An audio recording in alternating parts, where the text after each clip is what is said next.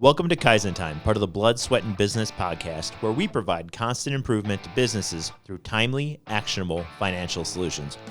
Do you want answers to your financial questions? Email us at bsp@kaizencpas.com. I'm your host, Mark Valesky. Now let's get started. Welcome to another episode of Kaizen Time. I'm joined by Eric Jorn, a partner here at the firm. Eric, would you say you're popular? Got like a lot of friends? Ooh, I guess I'm a social butterfly. You are. I've seen you in action. Oh, boy. He flutters around. Yeah. Got any friends named Roy? Roy. Oh, yes. Yes, I do. What does Roy do? He's part of our toolkit. A toolkit? Yeah. Oh, yeah? Yep. Tell me about him. So we'll call it our financial toolkit. So generally, if you want to go and invest in something, right, and we're talking not investing in, hey, I'm going to buy a depreciating asset that I use personally for personal enjoyment, but something, hey, that might generate me more money. How do we know how it's effective? So for those who haven't caught on to the joke yet, Roy is ROI, not Roy, the guy that you see at the gas station buying cigarettes. He's buying It's a different Roy. He's probably buying like Marble lights, Marble 1,000, lights, whatever. He might be rolling them up in his sleeve. All right. So getting back to it, ROI, return on investment. That is a serious tool. It is. Tell me about it.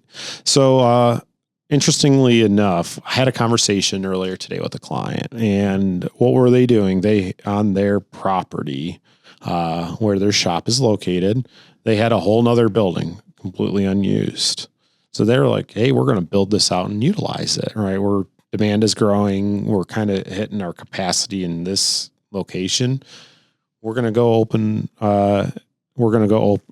build out this second building so we can fit in more cars and work on more cars. Okay. So I asked him, I said, hey, what type of, we talked about what the spend was, right? And it was like $300,000 to outfit it with all the things that they want. They're going to add an ADAS setup in there, a new alignment lift, and I think 5 bays. And they factored about $300K total investment. They're going to put AC in and all sorts of nice stuff. Okay. And I said, so what are you guys hoping to get out of that? What type of return on that investment? They looked at me with deer in headlights. We didn't really think about that. And said, Well, real quick, before even we get into that, I want to pause you and say, did they know they're making a profit, right?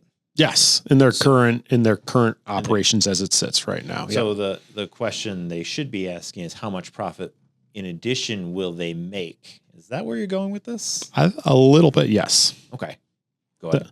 Definitely. So, so we got this spend. And I said, okay, how are we going to fill this building? What type of new marketing costs are we going to have to anticipate? How about expanded utility costs, insurance costs? Have we thought about all these different additional costs?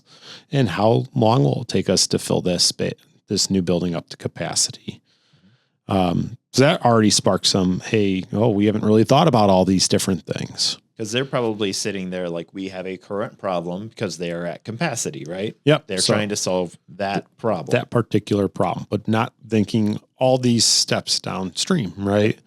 We got to gather all the costs that will be ongoing to support it, as well as the cost to create it.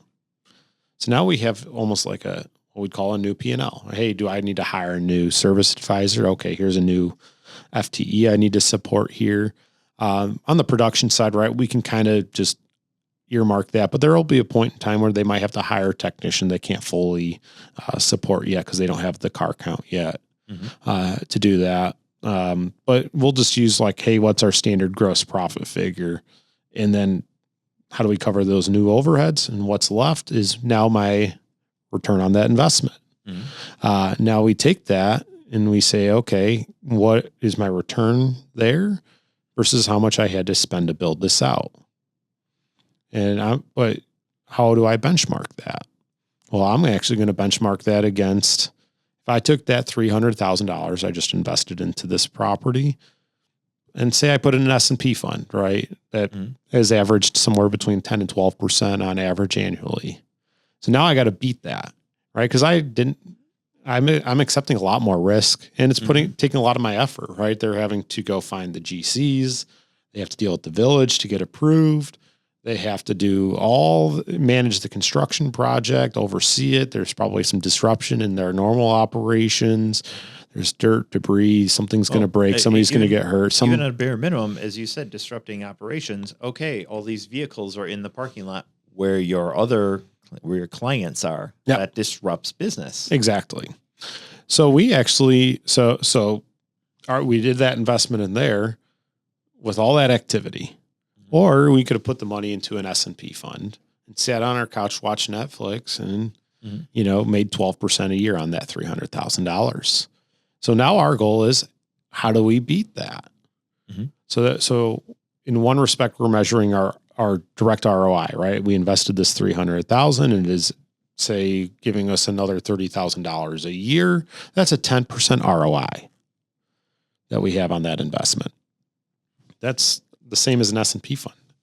This requires a lot more risk, a lot more disruption. This is how I'm sitting on my couch.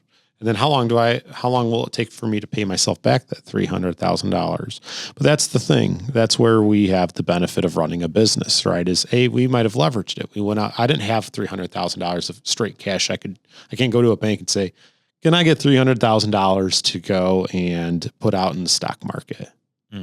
But I can go to a bank and say, hey, I'm going to do a real estate improvement and a build out, and I'm going to attach liability, not just on what I'm creating, but also on my other existing assets, like maybe my operating business that's doing really well over here. That made me say, I'm going to go make this other investment.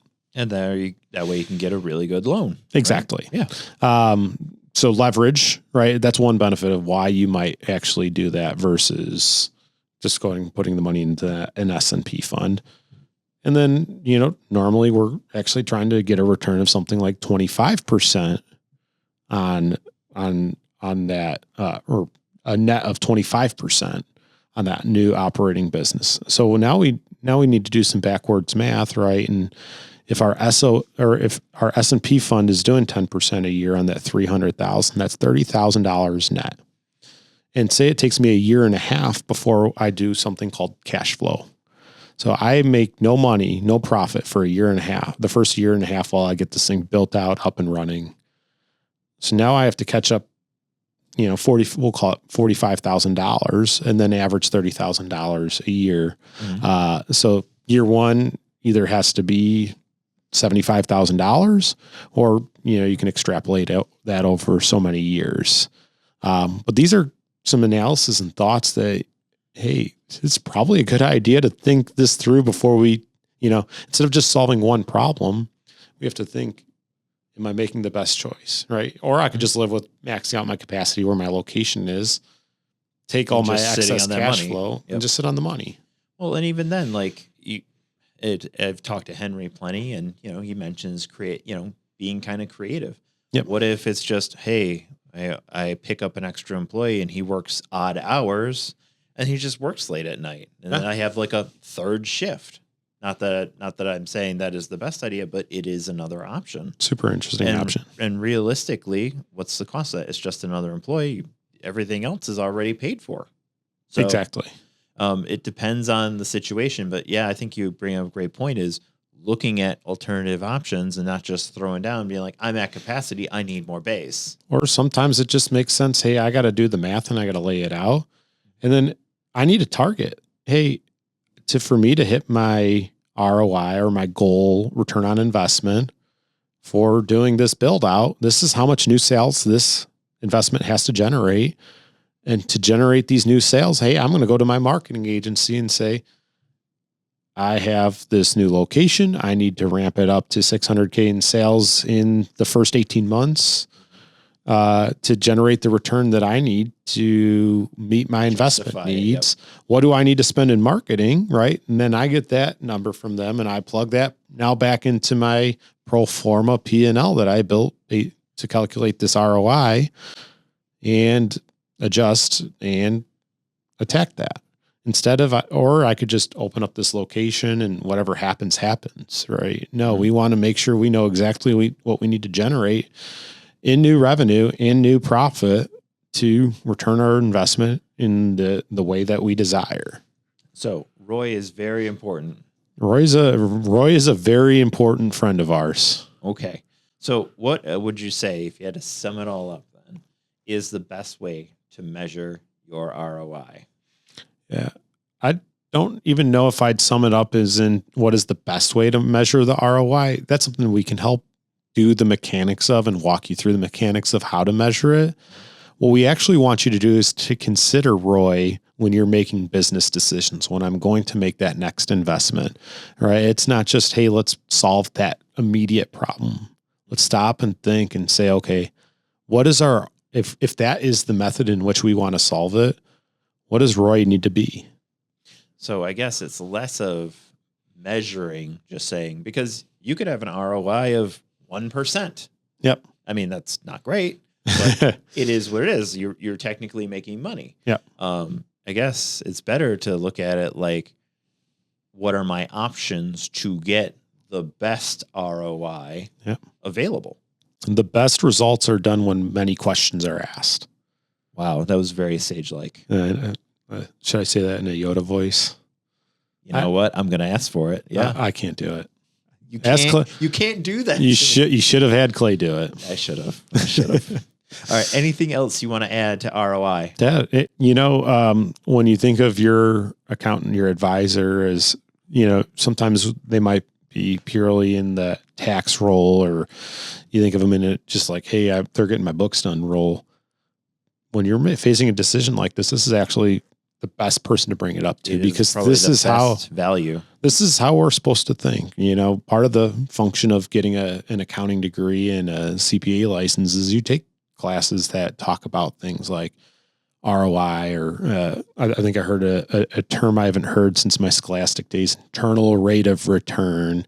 But there are things that we've been educated in and we think about, if I buy I'll be honest, I see people operate businesses and I wonder, how do they make money? How many of those things, like the guy who sells the hot dog cart, sells hot dogs to the hot dog carts, and somebody's like, they're making a killing. I'm like, wait, how many they got to sell X amount of hot dogs. They probably have this percentage. So to make this net result, that's how many hot dogs they need to sell. Is that even realistic? Can they do that all by themselves? Do they need to hire more employee and create leverage and do all these? My brain works like that. In that hot dog cart. Yeah, they're exactly. not paying rent. They're also not paying a property tax. Yeah. But my brain thinks like that all the time. And that's why when you're making a decision, lean on the resources that you have at your disposal, who you already have a relationship with. They might think differently than you, because if you want me to go and figure out how to loosen a rusted bolt, I'm probably going to break it. I'm just going to add my own sage-like advice and say, if you want to get the best ROI out of your accountant, you should have them figure out your ROI for everything else that you're doing. I love it. Boom. All right. Thank you very much, Eric. Thanks, Mark. You've been listening to Kaizen Time, part of the Blood, Sweat, and Business podcast. If you like what you heard, subscribe and leave a 5-star review. This podcast has been brought to you by Kaizen CPAs Plus Advisors, providing advisory and accounting services to help you grow your business. Learn more at kaizencpas.com or email us at bsb@kaizencpas.com.